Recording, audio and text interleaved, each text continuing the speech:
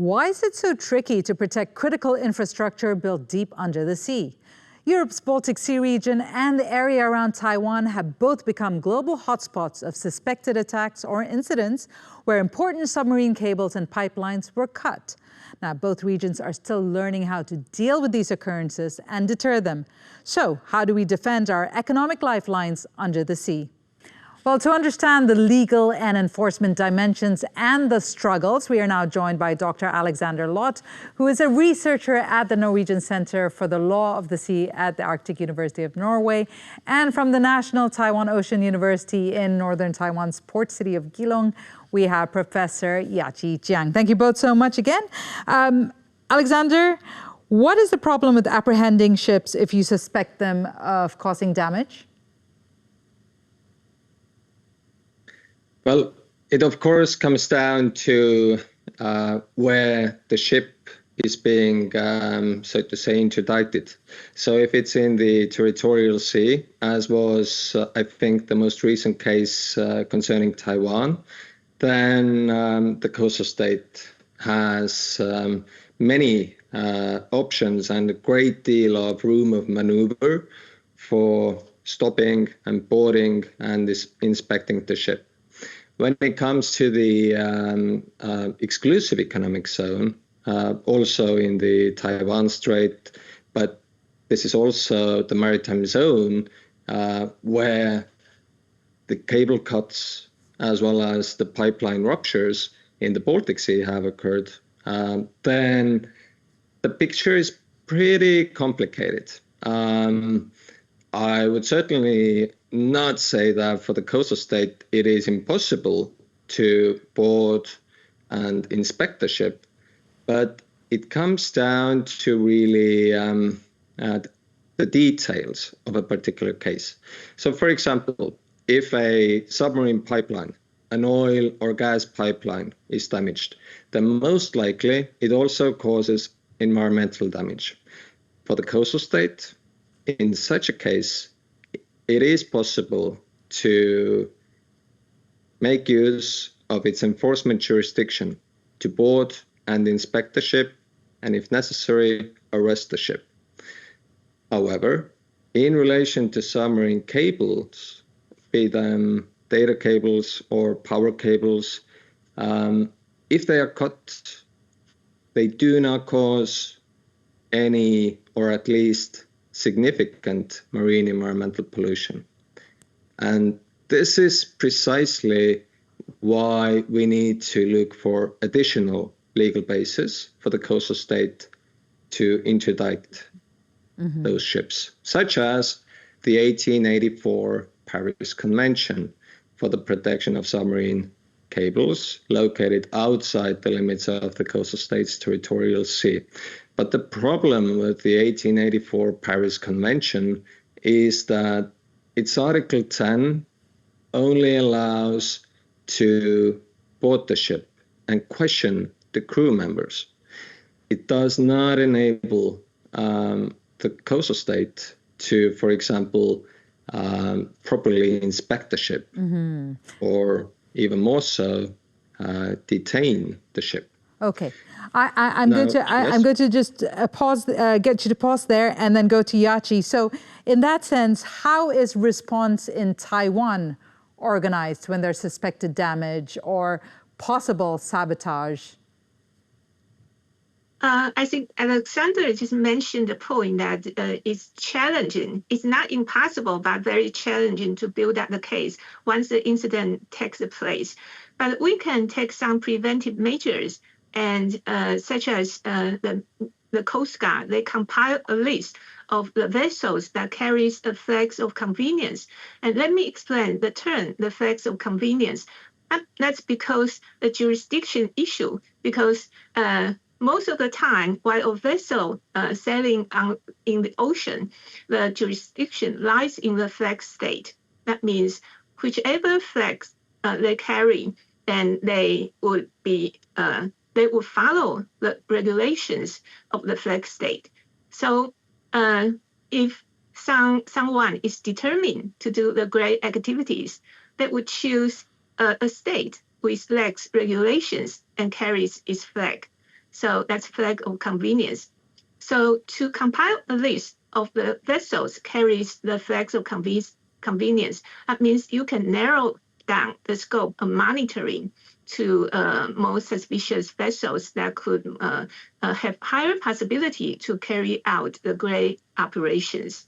So that's one thing we can do. So apart from that, we can also build up more redundancy networks, such as the microwave or the satellite communication networks.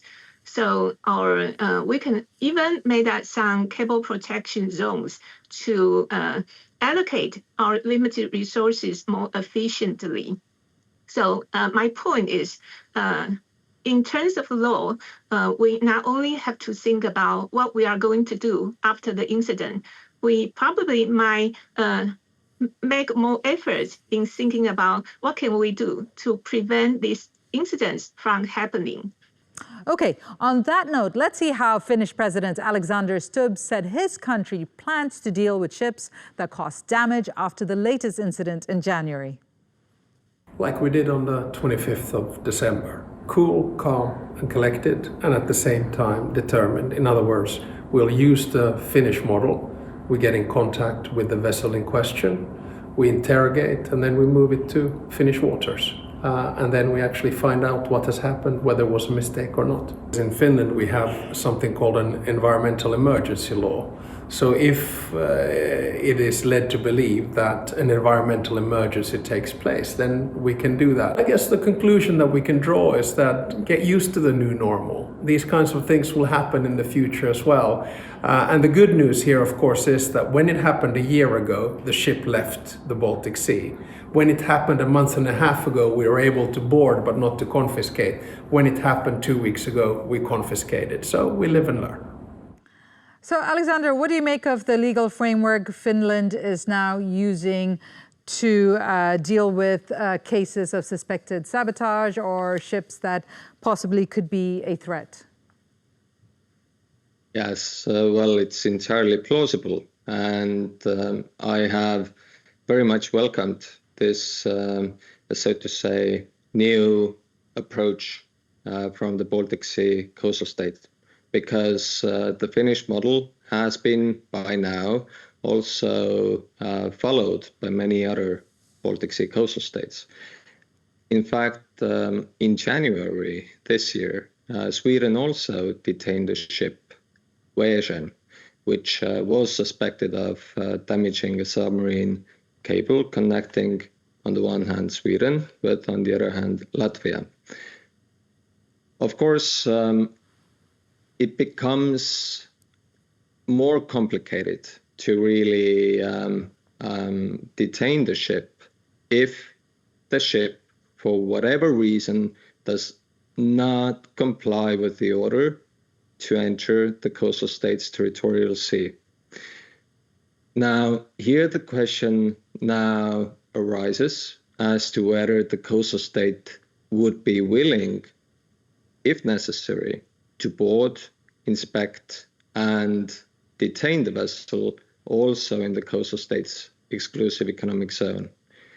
This question so far has been left unanswered, but I think that it was the Finnish, so to say, resolve or sisu, as the Finns themselves refer to it, when contacting the ship crew and signaling their intent to really take measures, if necessary, even outside the limits of the territorial sea. I think it is important for the coastal states to signal a resolve in handling the particular incident. So Yachi, are we seeing that kind of resolve here in Taiwan, particularly because Taiwan is so vulnerable to all kinds of attacks and its infrastructure is critical to Taiwan's security and economy? Are we seeing that kind of resolve in drafting a law, and is it possible that a new kind of model for being able to hold accountability will be emerging? I think we can see a growing sense of awareness of this kind of threat among different agencies. So as I just mentioned, the some agencies like the Committee of the Ocean Affairs, they drafted a list of the vessels that carries the flags of convenience. And other agencies like the Ministry of Digital Affairs, they are making a lot of efforts in building up more redundancy networks. So also in 2023, we see the legal reforms in Telecommunication Management Act. And in 2025, we already see the first case. We had the first case under the new act. So I think resolve and also the actions, we see the determination and also the responses is also evolving in dealing with this kind of threat.